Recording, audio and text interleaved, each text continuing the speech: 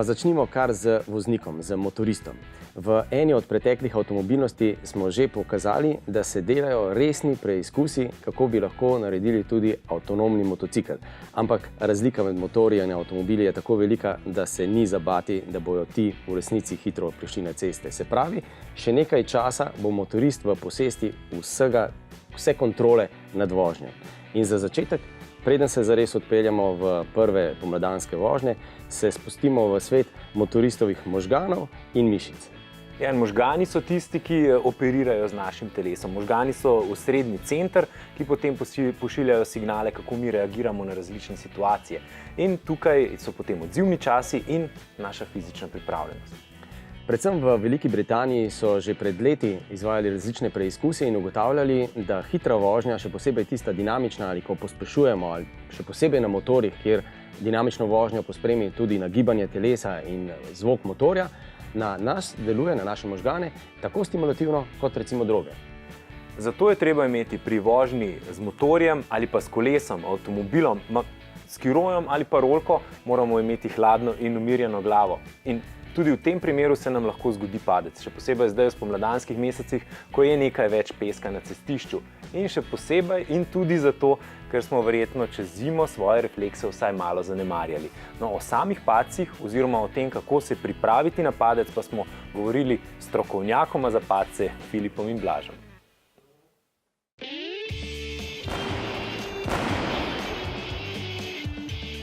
Dostikrat glih ne moreš vplivati na to, kako padaš, ampak lahko pa vplivaš, kako se bo to razvilo, sam dogodek oziroma sam padec. Da pa lahko vplivamo na sam potek padca, so nujne vaje.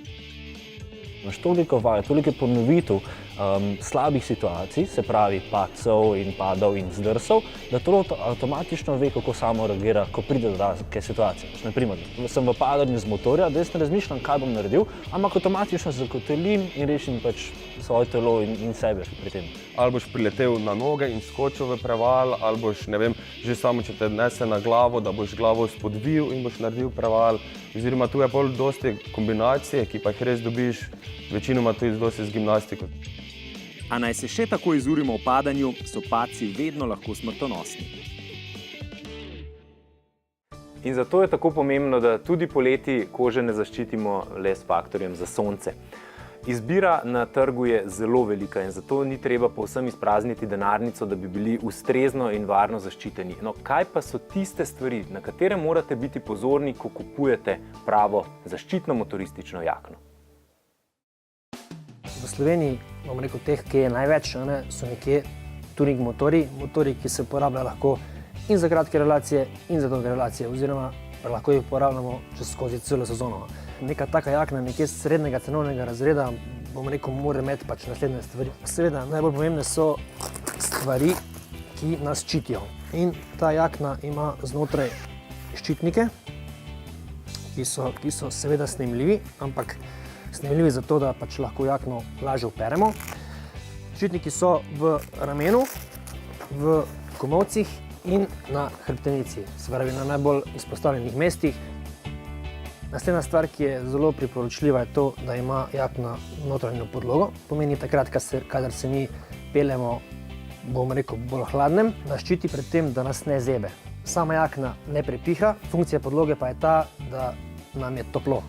Zelo fino je, da ima ta jakna protivetrno oziroma protidežno zaščito za vrat ob morebitnem vremenu, ki nas dobi. Damo to čez glavo, čelado čez in nam je spet bolj toplo, ker nam ne piha in voda preprečuje, da bi voda nam tekla za vrat. Fino je, da ima takele paske, zato da si lahko mi med vožnjo oziroma če vemo, da smo hitreje peljali, lahko naredimo, da pač je bolj fiksna jakna na nas, kar pomeni tudi bolj varno, in pa da si lahko majčkeno prilagodimo velikost same jakne. Nekateri imajo pač, bom rekel, bolj močne roke, drugi malo manj, oziroma telo, tako reči, ker teh paskov je po celi jakni dovolj. To potem recimo še kakšne malenkosti, kot so taki gumbki, da si recimo ne obrivamo motorja, žepi in recimo V vročem vremenu zračniki? Tako. Zdaj smo rekli, da je to celoletna jakna, pa takrat, ko je pa vreme bolj toplo, je pa fino, da pridejo poštevati zračniki, da nas jakna hladi. Seveda ob prepostavki, da mi damo to podlogo iz jakne ven, odpremo zračnike in nas ta jakna hladi, tako da se spet dobro počutimo, da je še vedno zaščita, da je varnost, ampak da nam ni prevroče. Bistvo motorja je to, da mi uživamo v vožnji in ob zaščiti mora biti tudi nam prijetno. Varen voznik je tisti, ki zna težave predvideti in se jim izogniti. To je nekakšen motoristično-avtomobilistični zenovski izrek, ki drži kot pribit. Edina težava, pa hkrati tudi izziv vožnje z motorjem, pa tudi z avtom, pa je, da vseh težav na cesti seveda nikoli ne moremo znati predvideti. Znanja ni nikoli dovolj. Ja, in ena težava so zagotovo tudi izkušnje, oziroma izziv pride z izkušnjami.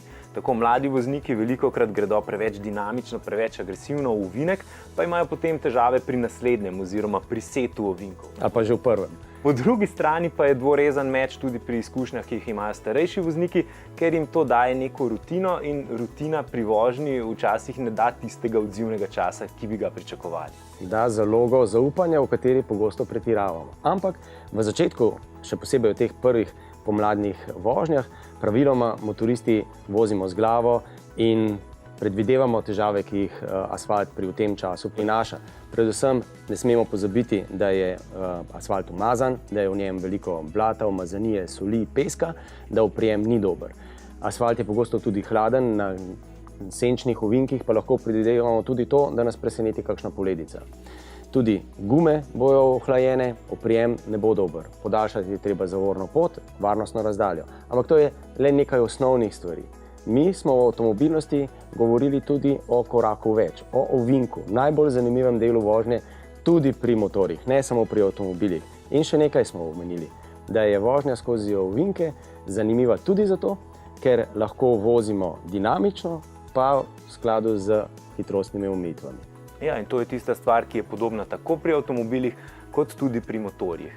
Če se spomnite, smo na primeru 3 zelo različnih avtomobilov ugotavljali, da se z vsakim da dinamično voziti in ne samo dinamično, tudi po vseh zakonskih omejitvah. No in podobno je pri motorju. Samo ovinka se je potrebno lotiti malo drugače, motoristično. Ali bomo ovinek speljali pravilno ali pa se bomo s telesom znašli prek sredinske črte oziroma preblizu bankine, je odvisno od tega, kako se bomo ovinka lotili. In kako se ga varno in dinamično lotimo?